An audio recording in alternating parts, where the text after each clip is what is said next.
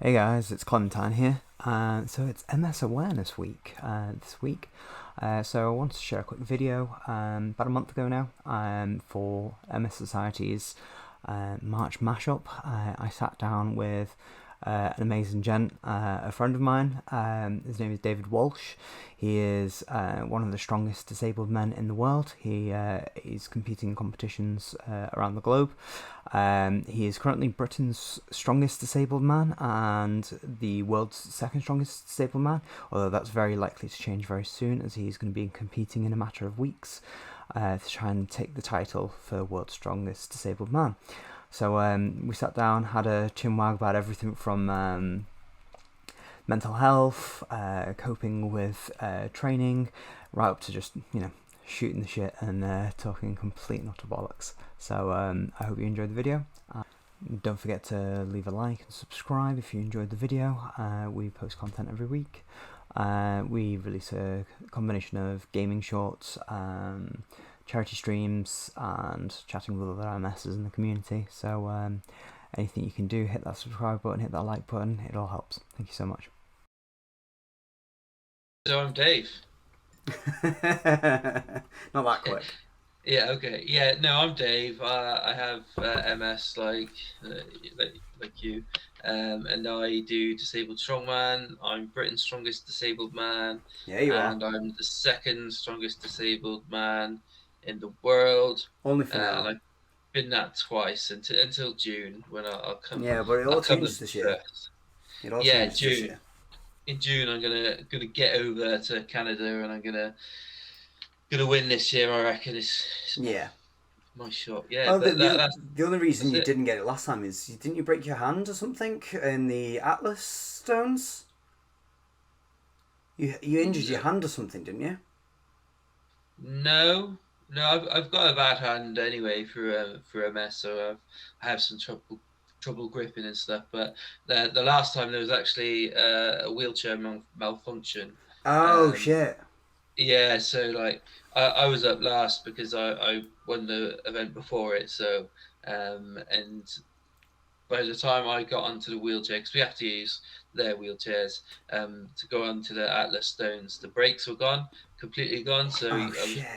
I'd roll up to the Atlas stone, put the brakes on, or thought I put the brakes on, and I'd pick up the stone, and then the chair would start rolling away from me, and I'd have this like 100 kilos Atlas stone holding it while the chair's rolling, Oh and I have to god. try and get it onto the other platform, If and that's not an it was example of impossible. how bloody strong you are that you like managed to even try and move that around whilst you had nothing grounding you in Yeah, place. yeah. Well, you can see at one point I was holding it with like one arm, and I was holding Yeah, the I remember platform to watching try and it. pull me closer, and then the platform they're meant to be fixed to the ground, but as I was pulling it, it was coming off the ground, so it was just an impossible scenario to get over. And Jeez. I'll be pissed off about it forever, but we'll make up for it this year, I reckon. Yeah. But yeah, I don't think I'll ever not be pissed off about it because But at the end of the comp, I looked into the organize or at the end of that event, the organizer could see how pissed off I was, and I was real pissed. But I looked in his eyes, and there was nothing he could do, but 'cause things like that Once the happen. moment's But passed, it's passed, isn't it? It's just yeah, yeah, I mean, he looked like he fucked up, and I was like, well, whatever. People are saying contest it, but I was like, what am I going to contest? It's done. Um, so yeah, you get on with these things really, didn't you? And look forward to the next one, I guess. yeah, absolutely. You're gonna boss it this year, mate. I can't wait. So how long have you been doing strongman now? So I've actually been doing it for 10 years. So I started in 2012, and this was after leaving the army in. I found out I actually left the army in 2011, and I thought I left in 2010. So I've been telling the whole world I've been left at 2010, but no, my wife told me it's 2011.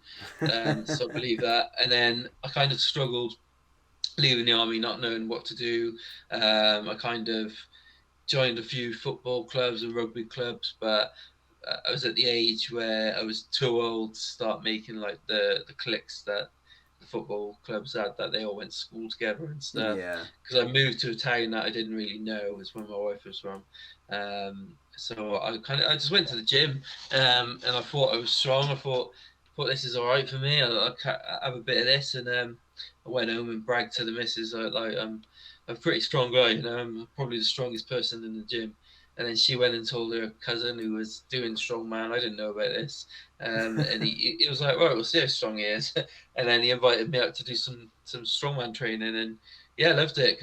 Did my first competition in 2012, and I Oh think I wow, came really soon last. then. Or so yeah. Sorry. I was saying really, really soon after you like got into it, you got straight into a Yeah. competition. Got your hands Within dirty a straight few away. months. Yeah, within a few months, there was a local one going on, and I thought, well, why not? And I didn't do very well, but I really enjoyed it. So cracked on, mate. We cracked on, and then yeah, did it for a few years.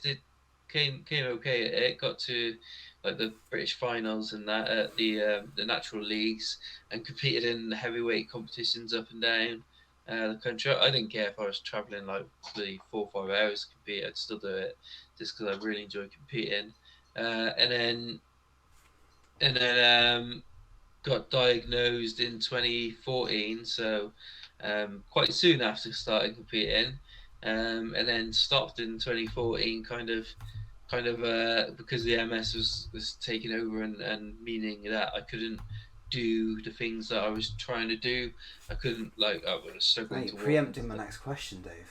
Ah, mate, I didn't get this on live TV. Come on. No, you go. I'll start. I'll Oh start. no, not at all. I was always going to say is yeah. So obviously, I know from discussions with you previously that you were in strongman and already competing before you got diagnosed. So obviously, once you got that diagnosis and where you had quite a tough time with things, did it call into serious question about continuing to pursue that? Did you was there enough roadblocks to say maybe I can't keep doing this? Yeah, so I was okay to compete in like the next two competitions. I think that I planned, but then I think that was Trojan Strongest Man, which is always quite a heavyweight comp, and I did alright at that. But that was literally like 3 weeks after diagnosis, so I was kind of okay. But then I did the next competition, which was a qualifier for Britain's, maybe about 2 months after, and I did okay for that. I came third in the south, which meant I competed. I qualified to go to Britain's strongest, and then in that period between the qualifier and Britain's, I had what I say is quite a big relapse where I was struggling to walk. I kept falling over. I kept getting like foot drop, and there were other symptoms that just kind of meant I couldn't train, and I couldn't really be as productive as I was in my training period to that competition. But anyway, I qualified for the competition, so I thought, do you know what, I'll probably not get another chance to come here and do this again.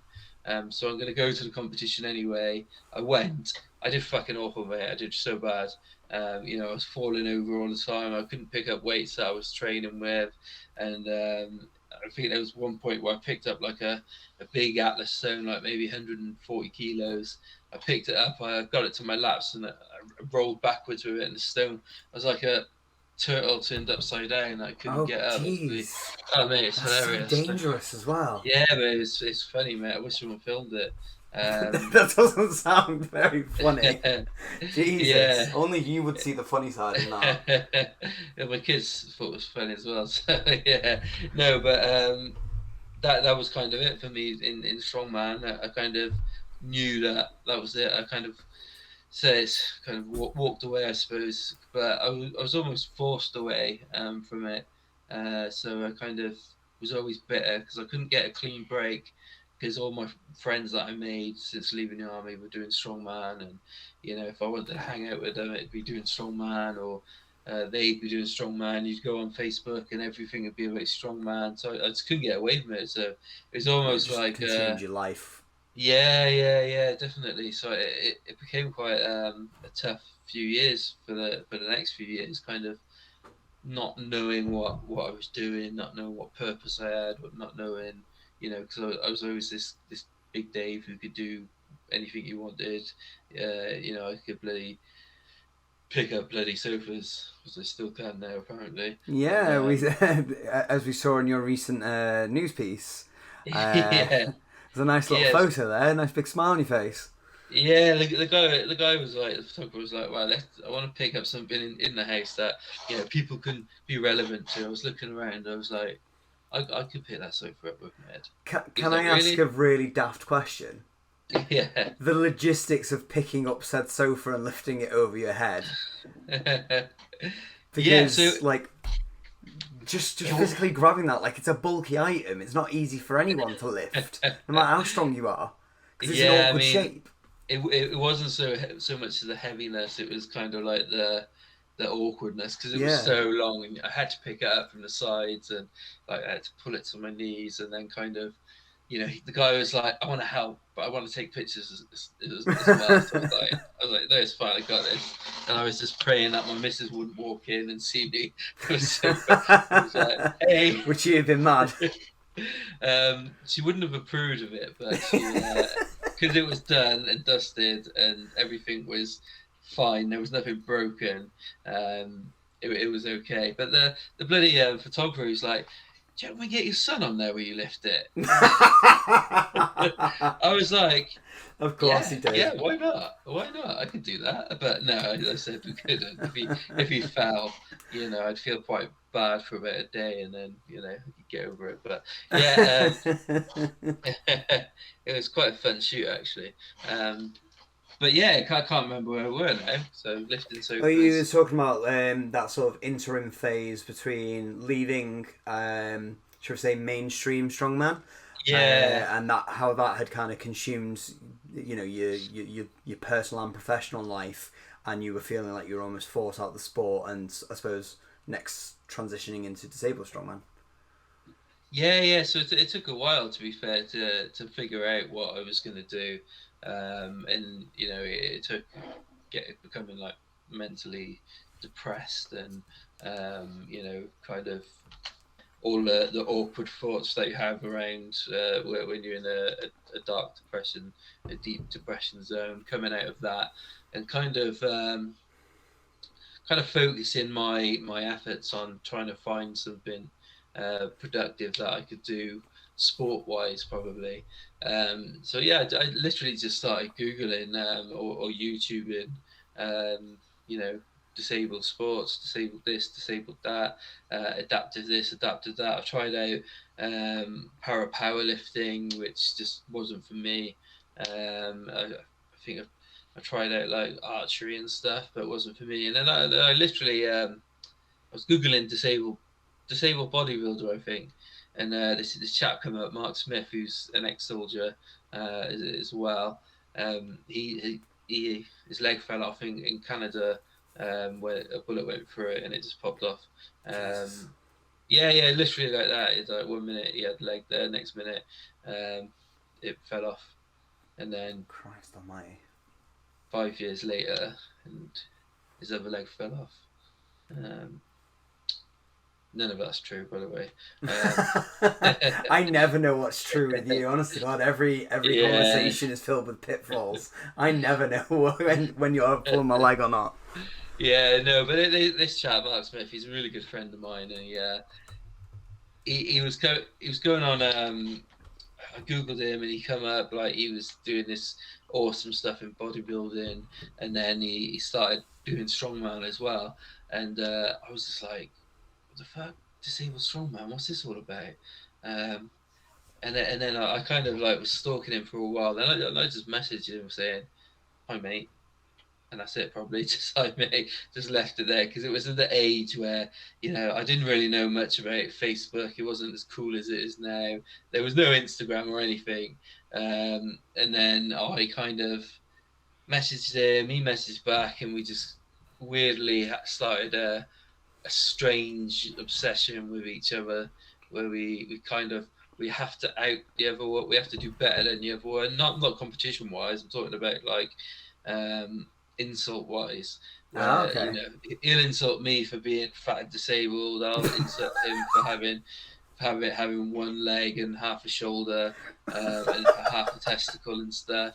But it's a really good, Sounds like a there very was healthy friendship. yeah, it was a picture. He put a picture up with him and his son, and he's obviously stood there with his prosthetic leg and shorts, and his son's there with two legs. I was like, mate, are you sure that's your kid? He's got two legs, just stuff like that, which is it's really weird. But ex-soldiers You're kind a of. bad man. You're a bad man. Yeah, we're both ex-soldiers. We both get it.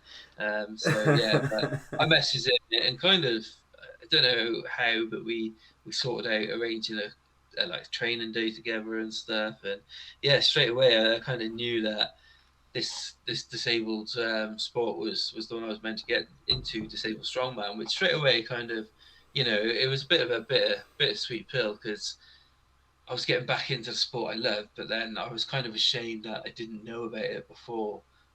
Being a sport I love, strongman, not knowing about disabled strongman, it was so close to where I was playing, so I should have known about it, and I think that's why I try to promote it now as much as possible and get it You out feel there a as much. responsibility almost. Yeah, definitely, and that's why I started the podcast as well, kind of because who knows about their disabled sports? Not many. I mean, I didn't know there was amputee football until Yeah.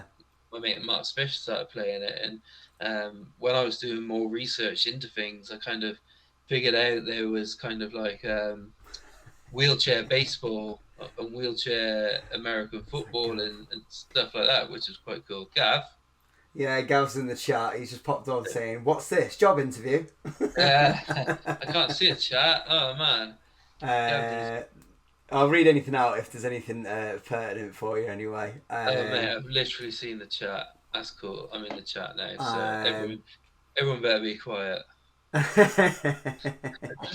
Yeah, no,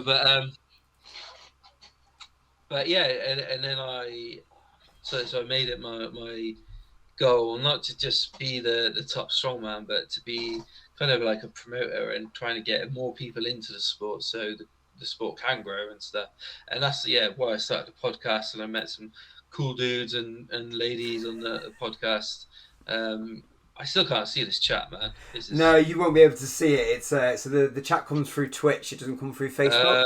So bloody. basically, without going into the technology too much, I've basically got a thing capturing the window that I've got you in, so that my audience can see you, basically. But they're not in my Facebook chat, so to speak. Okay. So one of the things I wanted to ask you, going back to your military side of things, is do you think your history in the military gave you the discipline to do what you're doing now and to keep going despite the challenges you've faced, or is there another inspiration, like a well of inspiration that you draw from? So I wouldn't say it gave me so much discipline to kind of crack on and all that stuff, but it certainly gave me the kind of humor to kind of be able to cope with everything. That's Okay. kind of how I cope now, and it bugs the shit out of everyone I know is that I can't really take anything serious, Yeah. and this is going back to I remember being in Iraq when mortars are flying off over your head and stuff, and you're just lying on the floor. And I started a game with all the people that we were always with, and it was like a would you rather scenario, but Oh God. we're there getting bloody mortars coming in. You don't even know where they're going to come, and Right. we're just playing would you rather on the floor. And it got to a really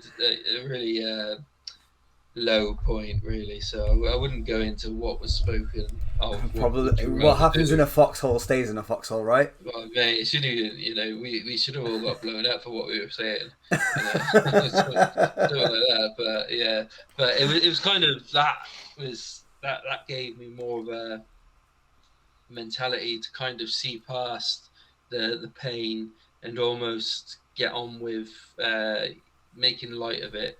And I think by me making light of it, it kind of helps kind of like the kids to make light of it, to missus to make light. Anyone around me can kind of make a joke with me about it, and I appreciate it. And that's kind of what the military gave me out of it. As far as inspiration goes, I think it's not so much about what inspires me on my good days, because I look at Instagram or whatever, and there's so many awesome people who I can get up and I can think of this and it inspires me. It's kind of like I always have to think what inspires me on my bad days, what inspires me to kind of Okay. keep going, and even if I don't go to the gym or I can't make it to doing what we're supposed to do, what kind of gives you up and what gives you that drive. And I think it's having people kind of depend on you. Not just like, I'm not just talking about the family and stuff. I'm talking about, I've got an okay following on social media and stuff, and I often get messages off kind of like parents and yeah, just parents. I was going to say something else, but yeah, I get messages off like parents saying that, oh, my son's got cerebral palsy, or my daughter's in a I wheelchair. And remember you had a young lad who he literally dressed up as you, right? And like yeah, yeah, you're his Ollie. hero.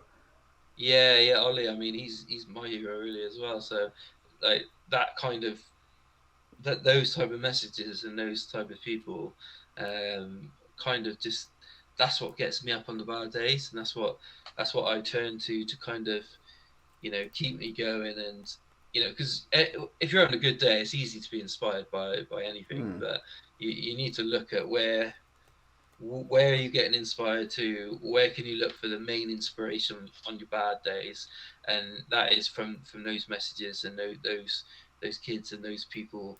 Kind of that's kind of where it brings me out in my best, Yeah. is having people sort of depend on you, I guess. Not depend. It wouldn't matter to them if I kind of didn't do it, but it matters to me that they can see me doing it, and they Yeah. can see me doing it when I'm not like at my greatest in that. So yeah, that's the pull. That's the pull. That's cool. Um, so you kind of touched on it briefly. Obviously I with didn't what you do touch with. nothing, mate. I don't care what you're saying. My hands have been here the whole time. They've definitely been off screen a couple of times. Uh, so you were saying about how you did your podcast and now how you are actively involved in advocacy about your sport in particular and disabled sports in general. So what barriers and shortcomings do you currently feel like you've encountered in your sport? In my sport, it's definitely a yeah. So my sports, it says quite new, but it's 20 years old this year, and people just don't know about it. Even the mainstream strongman, like me, I didn't know about it. So it's been quite hard to kind of show what we're doing, and that we're not just a side of the sport to be ignored, and we're not just the side of the sport to kind of not be looked at. Like we're actually doing quite. It's not just me. I mean, there's some amazing athletes in the sport, especially in the UK. It's huge. Like we've got one arm athletes, we've got athletes with cerebral palsy, we've got blind athletes. We've got a lot, mate. Pick a disability, and we've got it. So there's That's so much amazing, that. really. Yeah. There's so much that we can cover and we can do, but it's hard to get these big corporations and big companies to notice you. But I think since I've been noticed by these, you know, by the larger companies of strongman, and Yeah. by the larger strongmen and strongwomen, um, there's almost been a little bit of bitterness towards me from some of the other strongmen, and that's been quite I say quite heartbreaking in a way that I'm not just doing this for me, I'm doing it for them. But yeah, I am getting some things out of it, like As you should sponsorship do. here, Like sponsorship there. it requires blood, sweat, and tears, literally Yeah, and metaphorically. yeah, So like to have any, it yeah. I should be mean, benefiting you as well as benefiting everyone. and I do, like when I go on these photo shoots with some people, I'll always mention about another strong man or another strong woman, and like this one strong woman at the moment I keep telling people about is Becca Slater, who's a one-arm athlete, and she had an accident a few years ago, car accident, and just like mark her arm fell off, and she, she's killing it now with Disabled Strongwoman. So I kind of always tell the big guys about her. Even at Gymshark, I mentioned about 4 or 5 different strongmen and strong women. So I'm always doing it for everyone else and the future of the sport as well. But yeah, a little bit of bitterness is quite heartbreaking and quite demotivating, I guess. But equally, I like having free shit, so I'll carry on doing it no matter what. I suppose that kind of brings me into one of my other questions I was going to ask later was, and I know from following you on socials and seeing some of the comments in your socials, is you have definitely been exposed to your fair share of hate. How do you go about handling that? Do you respond to it? Do you challenge it? How it affects you? Yeah, I think probably about like 75% of the hate is from people not being educated. Yeah. Is so I'll always go into the first comment will always be, if I'll usually reply, because it gets the engagement rate on your social media up, and it's good for like your bloody profile. So I'll usually reply anyway, and the first one I reply will be more of an educational post, like, oh, this is why I do it, or this is why it is, or actually, it's been around for this many years. And then it kind of, then my next reply will kind of be based on their reply. So if they just be a dick about it, then I'll just, I'll get back out of my Iraq mortar days, and I'll just go in on them. And a bit of comedy value of it. But generally, as soon as you kind of say, actually, this is why I do it, or this is it, people kind of, they're like, oh yeah, actually, yeah. But I always try and say, like, even though you don't agree with it or you can't see its benefit in you, then for that person in that situation, it's benefiting them hugely. So don't be a dick, mind your own business, and Yeah. If it doesn't let affect you, why do you even care? yeah, exactly. Like, you can tell by someone posting this video that they're happy with what they just done. Otherwise, they wouldn't post it. So, don't slate on this person just because they can't do what you can do, or they're doing something different. Just don't be a dick, basically. Yeah. Yeah. And then, I'm quite okay. I can kind of cope with the comments and cope with the backlash or whatever. But whether you might be commenting on someone's post to kind of get a bit self-conscious about it, and as soon as you say that, they'll start stopping doing what they love to do. So yeah, just don't be dicks. I think the lack of education, I mean, obviously that's hugely applicable to MS especially, but a lot of invisible illnesses and the sports involved.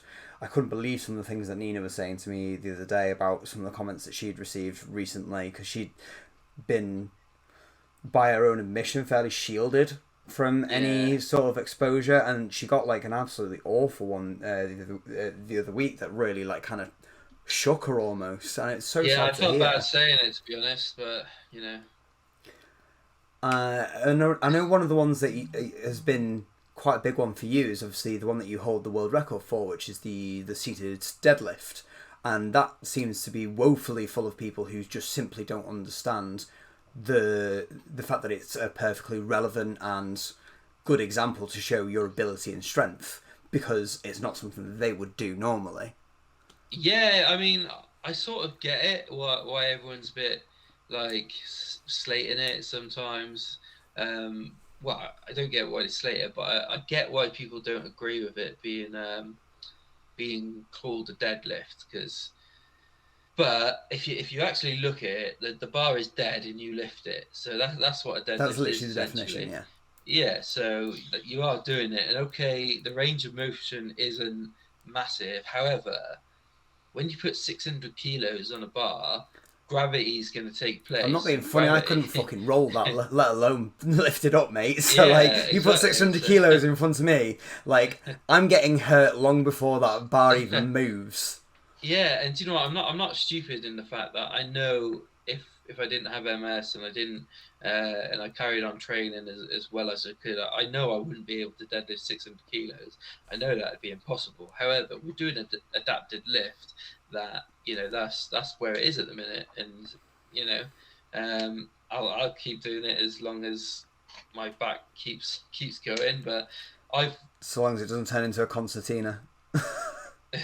yeah, gosh. But I hasn't I don't know anyone who's got injured from a seated deadlift, and you'll probably find most of the time the people doing the seated deadlifts have been injured before to get to that point, to get to, you know, being being disabled, to have to do the seated deadlift.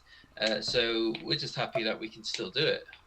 How do you even train for an event like that to be able to say, I can lift this absolutely stupid, phenomenal amount of weight? Like, how do you even go about being sure that you can do it? Because I'm guessing when you're training, you're not just doing the seated deadlift as the training. You're doing some kind of other training to Yeah, augment your strength to then be able to lift it.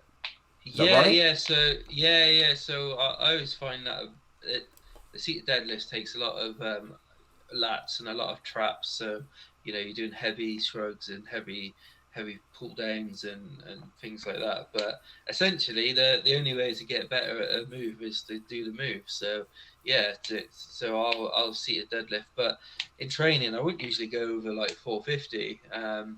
Oh, that So casual amount of 450 fucking kilos. Yeah, yeah. yeah, yeah. Bro, are So you even like trying? yeah, well, it kind of, I can't be bothered loading more than that, to be honest. Um, but yeah, I won't usually go over 450 kilos. The only time I've ever done 500 kilos or above is in competition or at that day when I did the 610. So I kind of know my capabilities. And before I did because I was the first person to do a 600 kilo seated deadlift. Yeah, I And before I remember. did it, before I did it, I remember, I think, the max I got before that was like 480. How did you know that you could make that jump? Oh, I didn't really. I just thought, fuck it.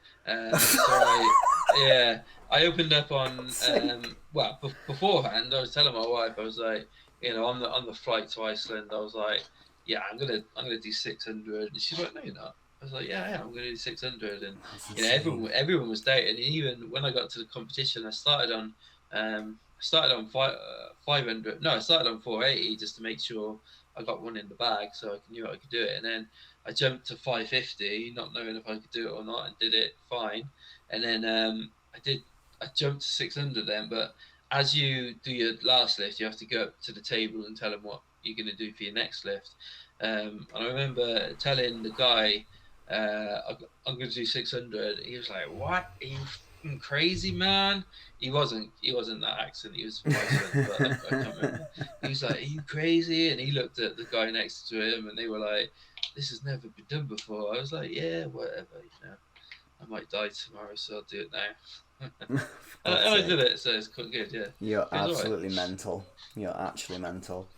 So obviously you put your body through a fair bit of stress by anyone's measure, let alone someone who's got MS. And I But I think am an anyone, athlete. My body is 100% athlete. Look at it. Athlete is because oozing from my system. the thing I wanted to ask you was how do you go about managing the level of intensity that you're going through and putting your body through with balancing that with your symptoms and burnout. Like I personally, I really struggle. Like I've always had a love-hate relationship with exercise, but I find whenever I go anywhere near my old limits, I get like violent tremors all down my left-hand Yeah, side. yeah. So I get like quite a lot of pain. I'm in pain like all the time, like leg pain mainly, and I get hand issues where I'll use my hand for training, and then I won't be able to use it for the rest of the day. So I'll have it in a splint that I've got usually at my work desk on right now, where I kind of leave it in this, and it kind of keeps it rested.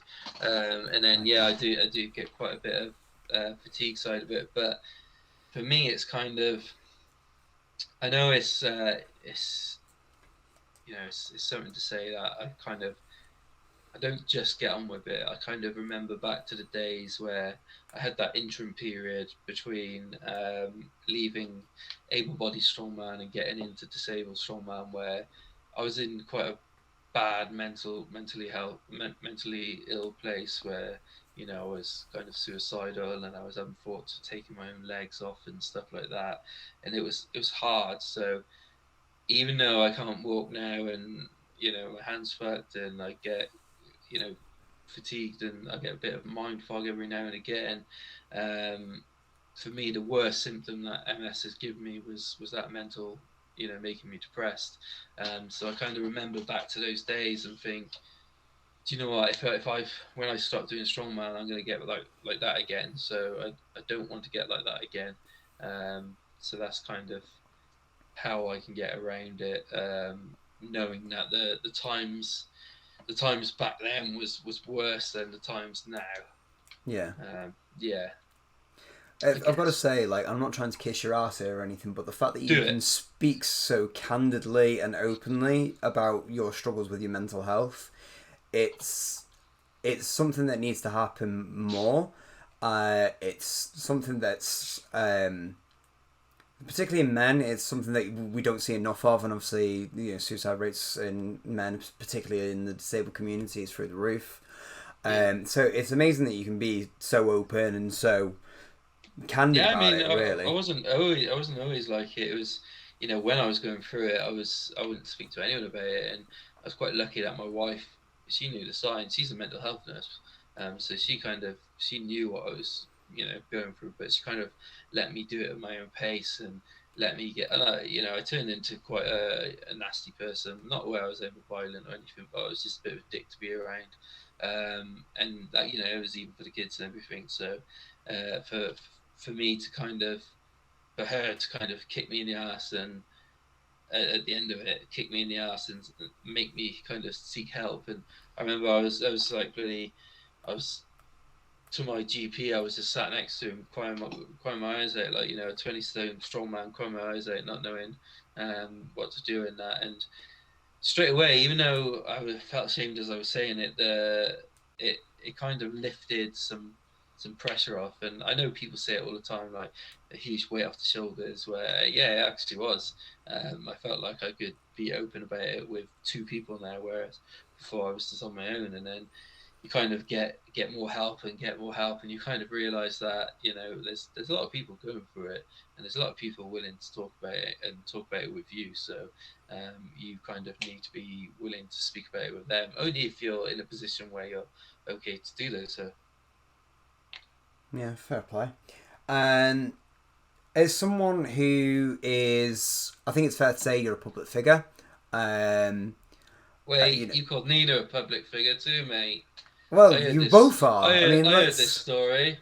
Like, let's not beat around the bush. You guys put yourselves out there. You put yourselves in the public eye. You're competing in front of whether it's 10 people, 100 people, or 1,000 people. You're putting yourself out there, and you're doing things both for yourselves and for your sport and for disabled athletes or disabled people in general, everywhere.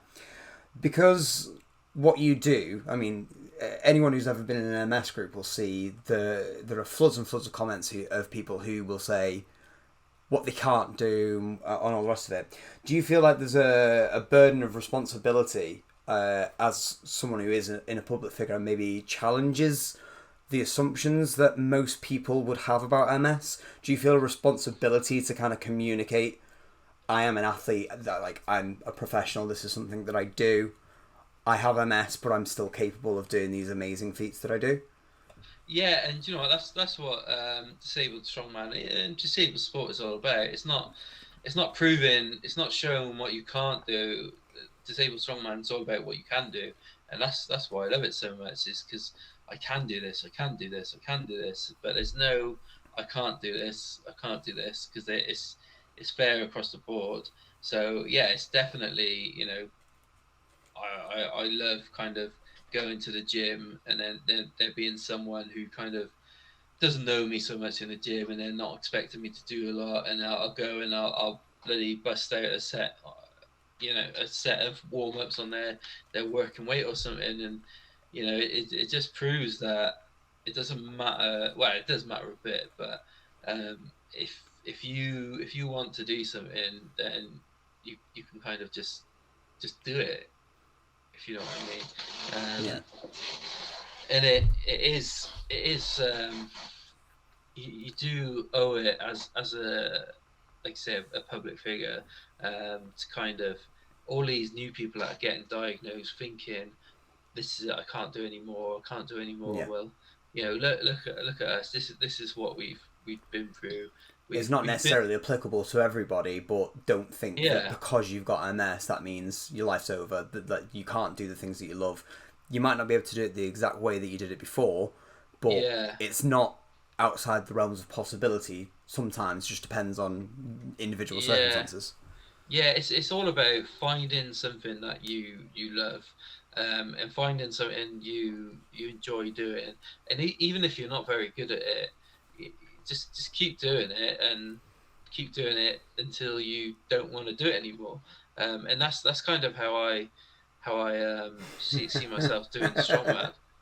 Shut up, Gav. So Mark, go. no, Mark is wondering if he can get into Disabled Strongman and take the world record off you. I mean, it'll take a lot of hard work, Mark, but you know, give I it mean, a I'd like you to try. That'd be cool. If you go. tried, mate, I'd even help you along the way. Uh, but yeah, I mean, let's not run before you can walk, mate. Just saying. Yeah. Get Well, into it's it the same for first. anyone. It's like, I think there's an episode of South Park I remember from a kid where Cartman thinks that he can win in the Paralympics because he's Uh, able-bodied, and he gets absolutely rinsed by everybody. So much so that he ends up getting awarded the Spirit Award for coming last in every single uh, event. And it's like, yeah, because just because they're disabled, these people yeah. spend their life and everything that they've got into their sport. So yeah, they're bloody good at their sport. So the fact that you're Yeah. able-bodied doesn't mean you're better than them. You And numpty. this is why I like doing the videos at like Gymshark and with these bodybuilders and able-bodied athletes. I like going along with them and doing these videos because they always get a bit surprised about what you can do, and they like to try and do your challenge, do something that you would do, but actually, it's not as easy. It's not going to be as easy as it looks. We make it look easy because this is what we do every day. Yeah. But as soon as you jump in doing my event, then That's but the then we'll see. finesse of a professional. They make things that are very difficult and challenging look easy. Yeah, That's the difference between someone doing a hobby and someone becoming a professional, is when something that is really impressive, whether it's technical or strength or whatever, and they make it look simple and easy. That's when you yeah, know that someone's a professional. yeah. But as well, don't if anyone's out there wanting to start something, don't think that you can start a professional. Like I wasn't always able to see a deadlift 600 kilo, so it's Everyone's got about to start somewhere. yeah, starting somewhere, then building yourself up to be in that position where you can be like, okay, now I'm pretty good at it. I'm going to take it to the next level, just like Mark's going to do with Disabled Strongman. Absolutely. Well, this is your official challenge, Mark. So get to. I expect a progress report.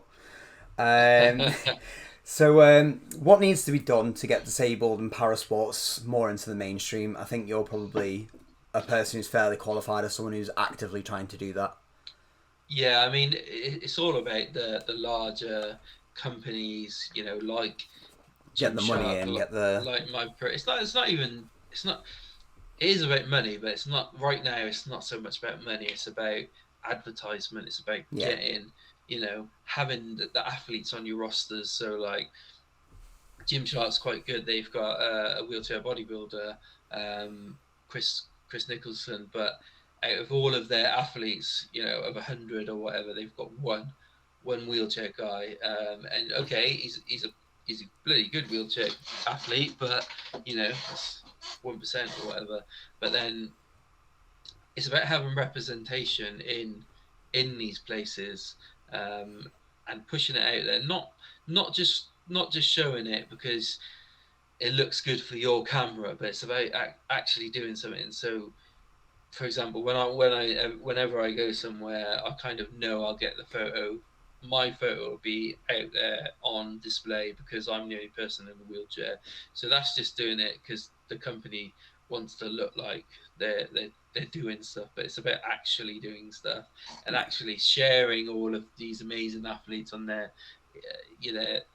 platforms or their social medias, and that's the next step we need to take really is getting representation from the big boys, um, and then after that, that's when we need to start bringing in a lot more money, to making it fair, to making it worthwhile for disabled people to take the time off work to go and Yeah. compete at this sport because no I don't know any sport, wheelchair sport or disabled sport, para sport that is heavily prized.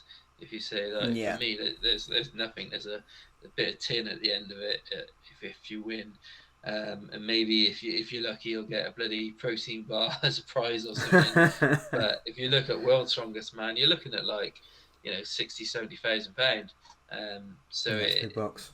yeah, they can take the time off their day. Well, they a lot of them don't need day jobs anymore.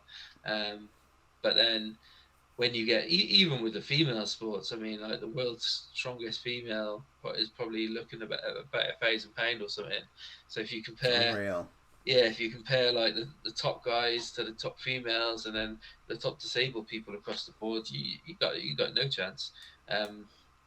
But for us as a strongman sport, we kind of need Giants Live and the World's Strongest Man companies to take note and to kind of help us move forward. Um, because at the minute we've got the athletes at the bottom, like myself and other athletes trying to do all the work, but all we would to make it a lot easier. All we would need is for them, one of their representatives or whatever it's called, to come on board and be like, right, guys, we're going to do this for you, and that could be advertisement through their Instagram or advertisement through their Twitter, or they could do like a social meetup or something. But there could be loads done. Um, but we need them to do it first. Yeah. One of the things I was talking about with Nina the other day was that I loved as a bit of an alternative to introduce people into those kind of sports was what they did with The Last Leg, like, what, 10, 12 years ago now, where, a comedy panel show that was topical but was highlighting what was going on at the Olympics. They were talking to disabled Mm, athletes, and they were kind of putting a different spin on things to kind of introduce people to yeah, a side, because the Paralympics, as you say, is very similar to the Olympics. It doesn't get anything like the coverage, not a yeah, fraction of. yeah, So I was always a big yeah, fan of that as like raising that sort of platform a little bit. yeah. I mean, the last leg, they're kind of game changers, revolutionary of their time, to kind of do the work that they do. I mean, why they're on so late, I'm not sure. But if they were 9 p.m., they'd be fine. It's past the watershed, but they'd get more of an audience. But I think they've got quite a good audience. Then they do awesome stuff. Even like not even with like just sport, but with just disability in general. Yeah. I think who's their comedian Rosie. Um, Oh, you Rosie's know, amazing. She's so yeah, funny. yeah. She said like just from their show alone, she actually was the first time she felt like a proper presenter, a proper comedian, rather than just someone who get booked on gigs for being disabled, which Fulfilling a is quota almost to be like, oh, yeah, look, we're being inclusive. She's a woman yeah, and she's yeah. disabled. Get two for one, yeah, mate. But yeah, no, they're awesome, and then do you know what, like even some of the shows, like I was on that Steph's Packed Lunch the other day. That was insane, and that was Yeah. that was incredible to kind of to push out disabled sport and disabled strongman out through their platform was quite big. And I know Getting to it kind share of it on like a big mainstream daytime program like that, where potentially tens of thousands of viewers getting introduced to that concept for the first time. yeah, and it can only have a positive effect really on people. Well, we'll see. Fingers crossed, mate. Fingers crossed. So I've got some really daft questions now, just like little ones. Ooh. So like, what is your best pre-workout meal and why? My best pre-workout meal is well, I don't really have a meal, I suppose. I train quite early in the morning, so I train about like 6 a.m. So, but I'll have when I get up, I'll have a couple of Rice Krispie cakes, the square things, marshmallow squares. I'll have two of them, and then I'll have some pre-workout, and I'll have some glutamine, and I'll have some amino acids, and I will also put some creatine in there just for good measure. And that's just because it's what I've told to eat. Yeah. Really, there's no science behind it or anything, but because I train so early, I can't really eat that early either. So that's kind of it. Yeah, you don't want to be vomiting all over yourself when you're pushing big heavy weights off your chest and stuff. Yeah. And say this year you go in, you win it all, as we know you're gonna at World's Strongest. What's going to be your like post win splurge? I mean, I probably just for the publicity, I'll probably die. Dying is a splurge. Yeah, I mean, people wouldn't expect it. They'd expect me to be at a good place, quite high, but then next thing you know, bang, he's dead. That'll get the squat out of them massively. Yeah. No. I mean, I think the problem is after the Worlds, Britain's is a month after, so you kind of have to get back into training straight away for that. But after all of the competition season, I kind of don't really do a lot. I kind of take about a month off where I don't worry about any sort of training. I still train, but give yourself a bit of a break by your standards. Yeah. I mean, I won't follow a program or anything, and I won't worry about getting all my supplements in and my meals in and stuff like that. So that's kind of what I do. And then that's. You don't give yourself a break by the sounds of it, mate. No, I mean it's because I enjoy doing it, mate. I mean, that's the main thing, man. Yeah. If I didn't enjoy doing it, then I wouldn't be doing it ever. So for me to take time off is quite hard because when you love what you do, yeah. Yeah, but if I don't die the day after, that's what I'll do. So genuine now, like to be able to make the gains you do and build as much muscle as you, how many calories do you reckon you eat a day? Oh mate, I don't know about calories. I mean, I always get asked this question. I should count them really, but at the minute it's miserable. I fucking hate calorie counting. I would rather die than count my calories ever again. I went through it. I kind of go by meals and stuff. So at the minute, I'm probably just on about like 5 or 6 meals, just the standard meals that everyone would have. And then probably starting in April, probably not next week, the week after, I'll probably go up to like 8 meals a day. 8 meals a day? Yeah. Is it like full proper meals or like mini meals? I mean, yeah, full meals really. But a full meal for me is probably a double meal for someone else. So your shopping bill must be frightening. Yeah, I mean, I need to start like bloody owning a farm or something just to get grow your own produce.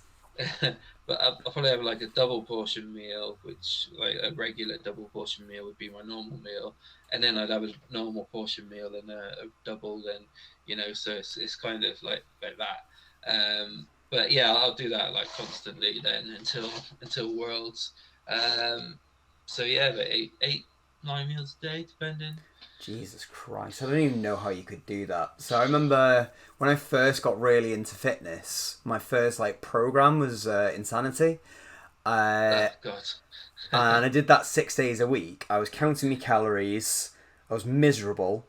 And I was eating 5 meals a day. And even though I was eating 5 meals a day, I still lost. And bearing in mind, I'm 5'6". And at the time, I'm like 10.5 stone. So my BMI was like on the higher end of normal, but I went down to less than 9 stone. Like I was a wraith. I lost 19 pounds in, what was it, a 9-week program. And I literally was eating as much as I could physically eat a day. Like, I wanted to be sick. I was eating that much. I physically Yeah. couldn't bring myself to eat any more food, and the weight was just dropping off me. And there's a picture of me from that Christmas, and honest to God, it looks like someone had stuck a Hoover under my chin and just kind of like sucked the life out of my face. Like, I was so skinny. Don't get me wrong, it's Yeah. probably like the fittest I've ever looked. It's the only time I've been able to see my abs and shit. But other than that, I was utterly miserable. I could never go back to calorie counting in my life. It was It's just just takes up too much time, and I find like I'll usually eat the same stuff every day apart from like my evening meal, so I don't have to worry about counting calories because it's all the same. one of the worst ones for me is drinking beer. I can't start thinking of beer as calories, because if I start doing that, then I'm gonna really have a breakdown. Because that's when my job starts to interrupt my health, and everything else just starts collapsing. Like, no, no, no, no, it doesn't count, doesn't count, doesn't count. So, obviously, there's anyone who's been on your socials will see you pulling trucks and all the rest of it. Genuine question. Have you ever been afraid you're going to shit yourself when you're dragging a truck behind you? Because that must put so much strain on you. Yeah, I think the last time I thought I might have, to be fair, but because I'm sat down, no one will notice, so I'm cool.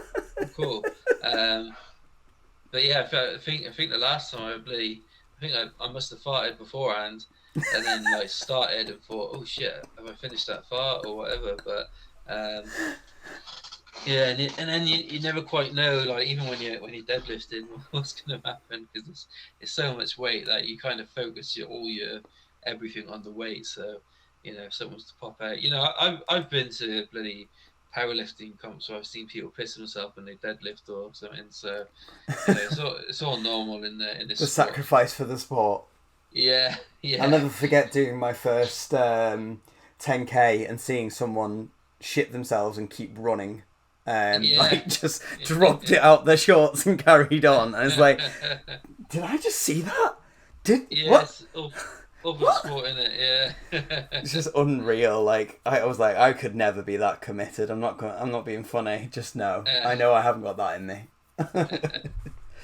Well, So you didn't have it in you because if you did have it in you, you'd shit you've out already anyway. dropped it out on the Yeah. pavement. So you kind of touched on it before, and I promise I'll let you go in a minute. Is there anyone in particular that you take inspiration from that almost helps you apply emphasis to your own objectives in terms of what you want to do in your sport?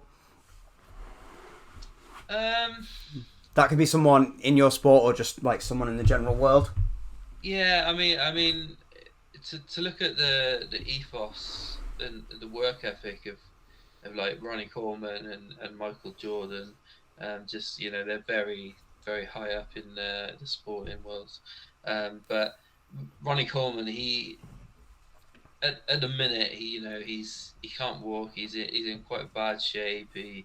He's he put his body through that much stress and that much pain for all his life, that when it came to him being an old man, he's fucked himself basically. But if you ask him if he's got any regrets, his only one regret in life is that he was squatting once, I think like 320 kilos, and he only did 4 reps, and he thinks he could have done 6. The dude can't walk, and he's not in a good shape of life now. But his only regret is not squatting 2 more reps. I think that's kind of like how I want to live Is my that your life. Is ethos? You want to be someone who's emblazoned your name or impression on history is that guy really fucked things up Yeah, I in his mean, own way. at the minute, I've only got, from what I remember, I've only got one regret in life, and that was I remember I was in Next, and there was a hat I really wanted, and I didn't buy it because my kids said it looked stupid. But I was thinking now, I'll think like, why would I listen to my kids? They're dicks. So yeah, that's kind of how I want to live my life, is not having any regrets. Um, but then also with Michael Jordan, he's just a badass anyway, so Fair he's enough. pretty cool. But also I've reached I've connected with quite a lot of the disabled community around other sports, and there's a few people in bodybuilding world, wheelchair category, that I kind of look at as, they're changing the way of their sport for the good stuff. So, there's quite a few smaller guys than them that I look up to, um, because of the fact that they just love their sport so much. Fair play. Fair play. And genuinely, is there any advice that you would give to anyone out there who's got MS and is maybe watching this and who knows where they are at their journey? I mean, I'd say try not to get MS is the main Yeah, thing. I mean, yeah, obviously. Yeah. Um, but it's kind of just to know that you're not alone. There's plenty of kind of support out there. Even people who are paid to support, just different charities, that can make your experience of MS a bit brighter, because MS is crud. It's not the greatest of things to have, but some of the people are actually pretty okay. And if you can make connections that way, and then shut up, Mark. It literally was Mark as well. I didn't follow the instructions. I got MS. Should I start yoga now? Oh, I mean, gosh, yes, you should do yoga anyway because it is good for you. Just it's just not going to cure your MS. I'm not sure if yoga's going to work for you, Mark. I think there's a. Oh no, yoga's definitely not going to work for him. He's got the hypermobility syndrome. So like, if he folds himself to a pretzel, he might be stuck that way. How funny. Sorry, Mark. I'm Yeah. just totally dropping you in there. He outed you. Anything else you want to out him for? I mean, beyond the obvious? No, I'm not going to. What's his girlfriend like? Boyfriend, you mean? Whoa! Hey! You outed him again. No. In all honesty, Mart is an absolute diamond. We went for a pint the other week, and he is bloody lovely. And yeah, he's far too nice for Mark. I don't know why he's with him. But beyond that, so last question, and then I promise I will release you because I'm probably boring you by now. No, Peaky Blinders is on soon, anyways. Oh, nice one.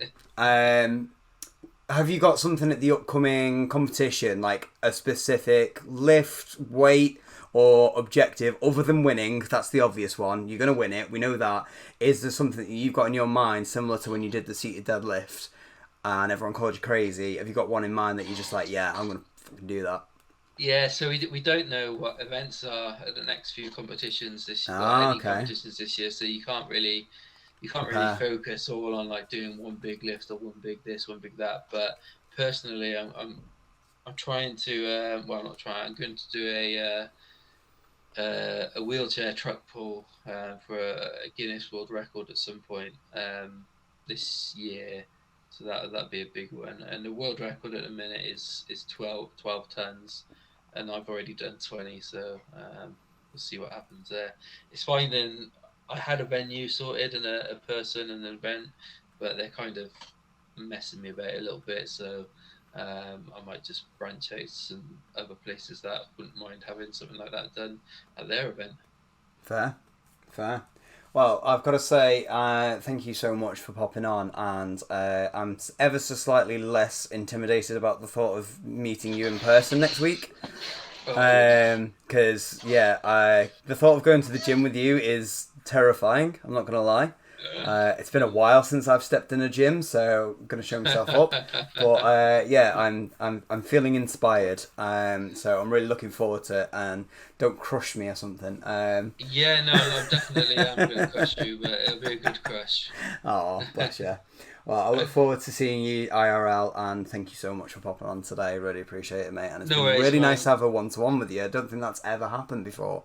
Where we have like a full-on gym mag. It's always with a big group of people, so it's been nice to get to know you a little bit better. Yeah, definitely. You too, man. Really appreciate it. And thanks for bobbing on. And yeah, I guess I will see you next week. Yeah, man. Cool. Can't wait. I'll see you Friday. Friday, yes. I'll be there for the 2 days. Sweet. All right, man. Sweet. And all Mark and Gavin, anyone else who's bobbing about in the chat. I don't know. The problem is it tells me who's been in, but not who's still in. So I never fully know who is still around unless they're chatting. But those guys were chatting. So yeah, thanks for bobbing on, lads. Appreciate that. And we'll see you soon, mate. Thank you so much. Yeah, no worries. Go check out Sitting Bull UK on all platforms if you're not following him already. You do it. Do it. He's posted some amazing content, and you know, apart from his really shit banter, he's a pretty nice guy. The fuck? Said that at the start, mate, so I could have fucked off. Well, that's exactly why I didn't say it at the start. I had to keep you in for an hour first. Yeah, then put it out there. Yeah. Right, take care, buddy. I'll speak to you soon. Catch you in a bit. All the best. Much love.